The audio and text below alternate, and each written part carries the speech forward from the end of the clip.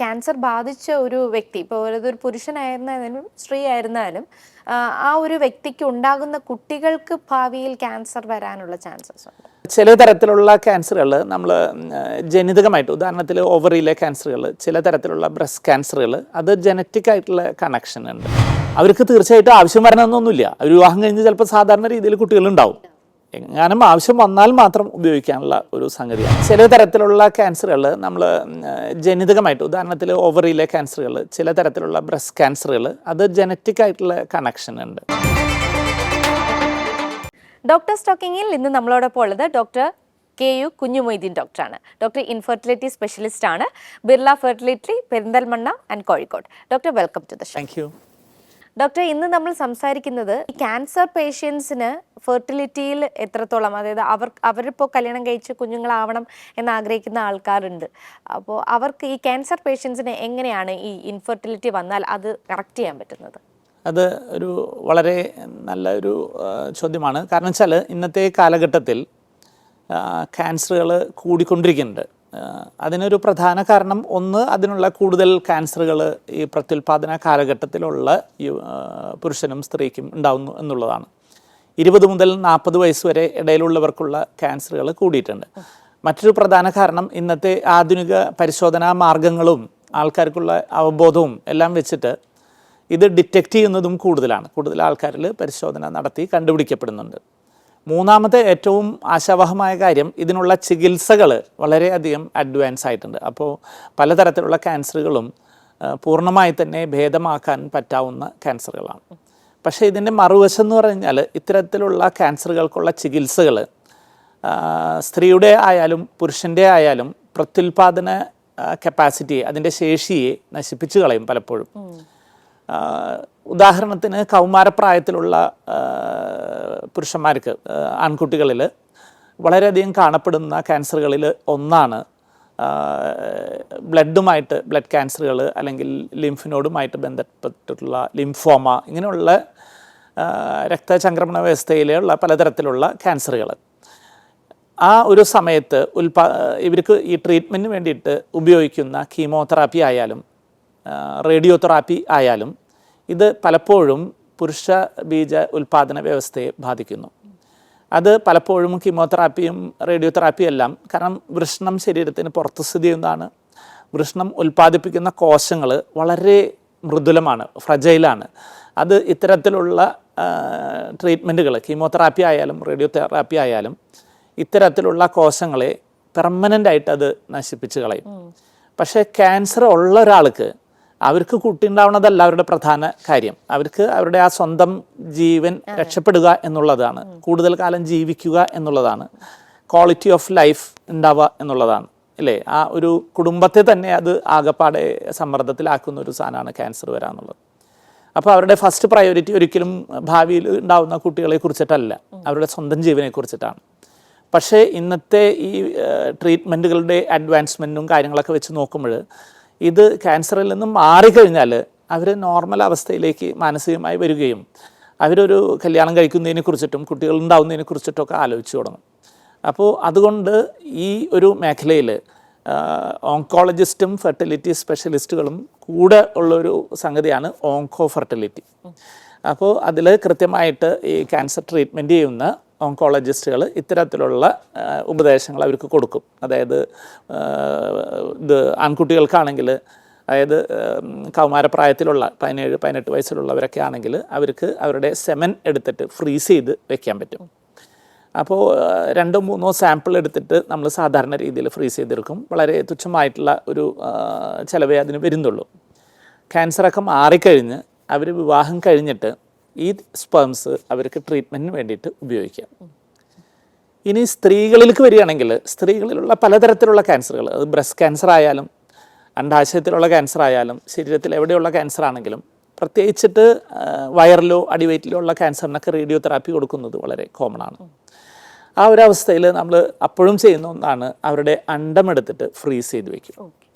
വിവാഹിതരല്ലെങ്കിൽ egg freezing അല്ലെങ്കിൽ അണ്ട ശീതീകരണം എന്നാണ് നമ്മൾ ഏറ്റവും കൂടുതലായിട്ട് ചെയ്യുക. വിവാഹിതരാണെങ്കിൽ ഏറ്റവും നല്ലത് ഭ്രൂണം ഫ്രീസ് ചെയ്ത് വെക്കലാണ്.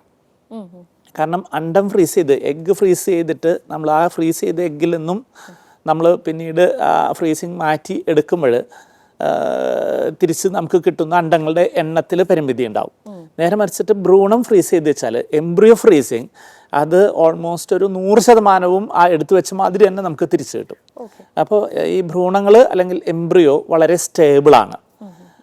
പുരുഷ ബീജാണുക്കൾ സ്റ്റേബിളാണ്, പക്ഷേ ഈ അണ്ടങ്ങൾ ഒട്ടും സ്റ്റേബിൾ അല്ലാത്തൊരു സാധനമാണ്. അപ്പോൾ അതുകൊണ്ട് നമ്മൾ 15 അണ്ടങ്ങളെങ്കിലും കിട്ടിയിട്ടുണ്ടെങ്കിൽ മാത്രമേ ഒരു 35 വയസ്സിൽ താഴെയുള്ള ആൾക്ക് അതൊരു ഗർഭധാരണത്തിന് വേണ്ടിയിട്ട് ഭാവിയിൽ ഉപയോഗിക്കാൻ നമുക്ക് അത് പറ്റുള്ളൂ. പരിമിതികളുണ്ട്, പക്ഷേ 0 ചാൻസിനേക്കാളും ബെറ്റർ അല്ലേ കുറച്ചൊരു ചാൻസ് ഉണ്ടാവുന്നത്. നേരെ വെച്ചിട്ട് 35 വയസ്സ് കഴിഞ്ഞാൽ നമ്മൾ ഒരു 20 അണ്ടങ്ങൾ വരെ എടുത്തു വെക്കണമെന്ന് പറയും. കാരണം ക്യാൻസർ ആയാലും ഇല്ലെങ്കിലും സ്ത്രീ വന്ധ്യതയിൽ ഒരു പ്രധാനപ്പെട്ട ഘടകമാണല്ലോ പ്രായം, മനസ്സിലായി. അപ്പോൾ നമുക്ക് അണ്ടങ്ങൾ എടുത്ത് സൂക്ഷിക്കാൻ പറ്റും. ഓവറിയുടെ ഒരു ഭാഗം, ഓവറിയൻ ടിഷ്യൂ എന്ന് പറയും, അതിൻ്റെ ഒരു ചെറിയ ഭാഗം നമുക്ക് ലാപ്രോസ്കോപ്പി ചെയ്ത് അതിൻ്റെ ഒരു പീസ് എടുത്തിട്ട് നമുക്ക് ഫ്രീസ് ചെയ്ത് വെക്കാൻ പറ്റും. അങ്ങനെ പലതരത്തിലുള്ള ഫ്രീസിങ് ടെക്നോളജികളുണ്ട്. പിന്നെ കീമോതെറാപ്പി അല്ലെങ്കിൽ റേഡിയോതെറാപ്പിയുടെ എഫക്റ്റ് കുറയ്ക്കാനുള്ള മരുന്നുകളുണ്ട്.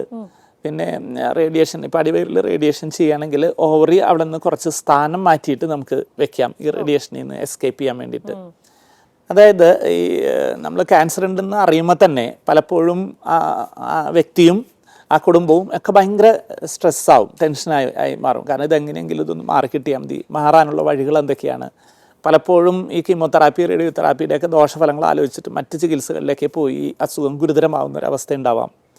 അപ്പോൾ ആ സമയത്ത് കൃത്യമായ കൗൺസിലിങ്ങും ഈ ക്യാൻസർ സ്പെഷ്യലിസ്റ്റും ഫെർട്ടിലിറ്റി സ്പെഷ്യലിസ്റ്റും തമ്മിലുള്ള ഒരു ടീം വർക്കാണ് ഇവരെ പലപ്പോഴും ഇതിനൊക്കെ നമുക്ക് സജ്ജാതമാക്കുക. പിന്നെ മറ്റൊന്ന്, നമ്മൾ സാധാരണയായിട്ടൊരു IVF ട്രീറ്റ്മെൻറ്റ് ചെയ്യുമ്പോൾ നമ്മൾ അത് കുറേ വെയിറ്റ് ചെയ്ത് പീരീഡിൻ്റെ ടൈമൊക്കെ നോക്കിയിട്ട് ചെയ്യുന്നത്. ക്യാൻസർ ഉള്ള ആൾക്ക് ആ ടൈമൊന്നും വെയിറ്റ് ചെയ്യാൻ ഉണ്ടാവില്ല. ചിലപ്പോൾ ഒരാഴ്ച 2 ആഴ്ചയൊക്കെ നമുക്ക് കിട്ടുള്ളൂ. അപ്പോൾ പെട്ടെന്ന് അർജൻറ്റായിട്ട് നമ്മൾ സ്റ്റിമുലേഷൻ ചെയ്യുന്ന ടെക്നിക്കുകളൊക്കെ അതിൽ ലഭ്യമാണ്. ഡോക്ടർ, അപ്പം ഈ ഫ്രീസ് ചെയ്ത് വെക്കുന്നതിന് കുറച്ച് പരിമിതികൾ ഉണ്ട് എന്ന് പറഞ്ഞല്ലോ. അതായത് ഇപ്പോൾ ഒരു ക്യാൻസർ വന്ന ഒരാൾക്ക് അവർക്ക് തന്നെ ഗർഭധാരണം ധരിക്കണം എന്നുണ്ടെങ്കിൽ ക്യാൻസർ മാറി അതിനുശേഷം ഈ ഫ്രീസ് ചെയ്ത് വെച്ച അണ്ടം ഉപയോഗിച്ച് ഗർഭം ധരിക്കാം എന്നാണ്. അതെ, അതായത് അതിൽ 2 കാര്യമുണ്ട്. നമ്മളിപ്പോൾ എല്ലാ ട്രീറ്റ്മെൻറ്റുകളും പൂർണ്ണമായിട്ട് സ്പെർമിനെയോ അല്ലെങ്കിൽ അണ്ടത്തിനെയോ നശിപ്പിക്കുന്നു എന്ന് പറയാൻ പറ്റില്ല. ചിലപ്പോൾ ഈ ട്രീറ്റ്മെൻറ്റുകൾ കഴിഞ്ഞാൽ കുറച്ച് സമയത്തിനുള്ളിൽ അവർക്ക് പുരുഷ ബീജോൽപാദനമോ അല്ലെങ്കിൽ ഓവറിയിൽ അണ്ടോൽപാദനമോ നോർമലായിട്ട് സംഭവിക്കാം. അങ്ങനെയാണെങ്കിൽ അവർക്ക് നോർമലായിട്ട് ഗർഭധാരണത്തിനും സാധ്യമാവും. അല്ല, ഇപ്പോ ഇത്രയും കീമോ ഒക്കെ ചെയ്തു, ക്യാൻസർ ഒക്കെ കഴിഞ്ഞു, അങ്ങനെയുള്ളൊരു ബോഡിയാണല്ലോ. അതെ. അപ്പൊ ആ ഒരു ബോഡിയിൽ പിന്നീട് ഒരു പ്രഗ്നൻസി എന്ന് പറയുന്നത് തീർച്ചയായിട്ടും സാധ്യമാണ്. കാരണം വെച്ചാൽ എല്ലാ ട്രീറ്റ്മെന്റുകളിലും അതിനൊരു റിക്കവറി പീരീഡ് ഉണ്ട്. അത് ക്യാൻസർ കോശങ്ങൾക്ക് എയിം ചെയ്തിട്ടുള്ളതാണ്. സാധാരണ കോശങ്ങളെ അത് അങ്ങനെ ബാധിക്കില്ല. പക്ഷെ അതിൻ്റെ ഒരു ചെറിയൊരു ഇമ്പാക്റ്റ് കുറച്ച് ഷോർട്ട് ടൈമിൽ താൽക്കാലികമായിട്ടുണ്ടാവുമെന്ന് മാത്രം. അതിപ്പോൾ കീമോതെറാപ്പി ആണെങ്കിലും റേഡിയോതെറാപ്പി ആണെങ്കിലും പല ഡാമേജുകളും റിക്കവർ ചെയ്യും. പക്ഷേ അണ്ടാശയത്തിലെയും ടെസ്റ്റിസിൻ്റെയും എന്ന് വെച്ചാൽ അവിടെയുള്ള കോശങ്ങൾ വളരെ മൃദുലവും ഫ്രജൈലായിട്ടുള്ള കോശങ്ങളാണ്. അതുകൊണ്ടാണ് പെർമനന്റ് ഡാമേജ് ആയിട്ട് വരുന്നത്. മറ്റു കോശങ്ങൾക്ക് അത്തരത്തിലുള്ളൊരു എഫക്റ്റ് ഉണ്ടാവുന്നില്ല. ഇപ്പോൾ ഉദാഹരണത്തിന് മുടി പോയി കഴിഞ്ഞാൽ, കീമോതെറാപ്പി കഴിഞ്ഞാൽ റേഡിയോതെറാപ്പി കഴിഞ്ഞ് മുടി പോയി കഴിഞ്ഞാലും അത് അതിൻ്റെ എഫക്റ്റ് പോയി കഴിഞ്ഞാൽ മുടി വീണ്ടും വരും. ഒരു ക്യാൻസർ ബാധിച്ച ഒരു വ്യക്തി, ഇപ്പോൾ ഒരു പുരുഷനായിരുന്നാലും സ്ത്രീ ആയിരുന്നാലും, ആ ഒരു വ്യക്തിക്ക് ഉണ്ടാകുന്ന കുട്ടികൾക്ക് ഭാവിയിൽ ക്യാൻസർ വരാനുള്ള ചാൻസസ് ഉണ്ട്. അത് ചില തരത്തിലുള്ള ക്യാൻസറുകൾ നമ്മൾ ജനിതകമായിട്ട്, ഉദാഹരണത്തിൽ ഓവറിയിലെ ക്യാൻസറുകൾ, ചില തരത്തിലുള്ള ബ്രസ്റ്റ് ക്യാൻസറുകൾ, അത് ജനറ്റിക് ആയിട്ടുള്ള കണക്ഷൻ ഉണ്ട്. അത് അത്തരത്തിലുള്ള ഈ ഹെറിഡിറ്ററി ആയിട്ടുള്ള സാധനങ്ങളാണെങ്കിൽ പലപ്പോഴും അതിനുള്ള സാധ്യതകൾ കൂടുതലായിരിക്കും. വരണമെന്നില്ല, പക്ഷേ സാധ്യതകൾ കൂടുതലായിരിക്കും. അതുകൊണ്ട് അത്തരത്തിലുള്ളവർക്ക് നമ്മൾ ഫാമിലി ഹിസ്റ്ററി അല്ലെങ്കിൽ അത്തരത്തിലുള്ള ഹെറിഡിറ്ററി റിസ്ക് ഉള്ളവർക്ക് നമ്മൾ കൃത്യമായിട്ടുള്ള ചെക്കപ്പുകൾ കൂടുതൽ ഫ്രീക്വൻ്റ് ആയിട്ട് ചെയ്യാൻ പറയും. ഡോക്ടർ, അതുപോലെ തന്നെ ഈ എഗ് ഫ്രീസിങ് എന്നൊക്കെ പറയുന്നത് കുറച്ച് കോസ്റ്റ്ലി ആയിട്ടുള്ള കാര്യങ്ങളായിരിക്കുമല്ലോ. അപ്പോൾ ഇതൊരു സാധാരണക്കാർക്ക് ഇതൊക്കെ പറ്റുന്നതാണ്, അഫോർഡബിൾ ആയിരിക്കും? എഗ് ഫ്രീസിങ് എന്ന് പറഞ്ഞാൽ അത്ര എക്സ്പെൻസീവ് അല്ല.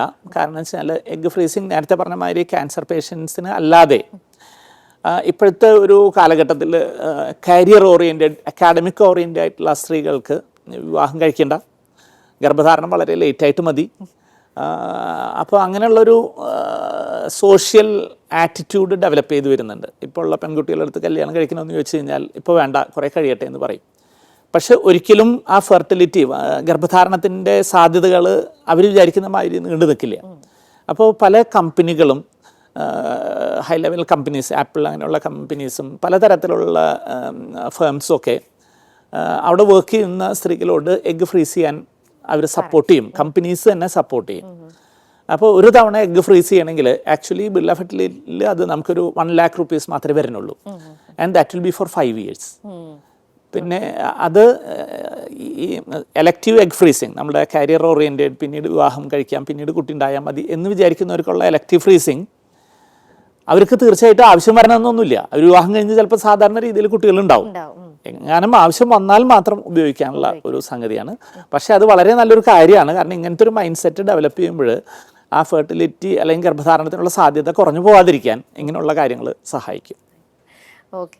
അപ്പോൾ ഒരു ക്യാൻസർ ബാധിച്ച ദമ്പതികൾക്കും ഭാവിയിൽ ഒരു ഫെർട്ടിലിറ്റി ഇഷ്യൂ ഒന്നും വരാതെ നല്ലൊരു കുഞ്ഞിനെ ജനിപ്പിക്കാൻ പറ്റും. അതുമാത്രമല്ല അതിനുള്ള ആധുനികമായ ട്രീറ്റ്മെൻറ്റുകൾ ഇപ്പോൾ നിലവിലുണ്ട് എന്നതിനെക്കുറിച്ചായിരുന്നു ഡോക്ടർ സംസാരിച്ചത്. മറ്റൊരു എപ്പിസോഡിൽ മറ്റൊരു വിഷയവുമായിട്ട് വീണ്ടും എത്താം. Thank you.